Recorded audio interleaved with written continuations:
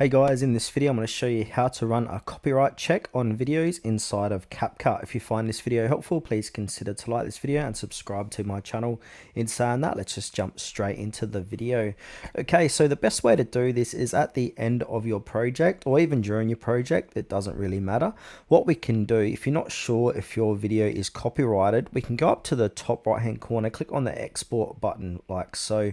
From here, we don't want to export it, we just want to use this as a tool. So if we scroll down on the right and get to the bottom of the page, it says check copyright. So now before sharing a video to TikTok, check whether the sound in it has copyright issues to prevent it from being muted. So from here, go ahead and click on that little toggle button. I think your video needs to be more than 1 minute for this to work. So my video is just over a minute, and then it's going to say the results under that. So for me, for this demonstration, sound copyright check passed. Then from here, I can go ahead and export my video and know my video isn't going to get copyright checked or striked or anything like that.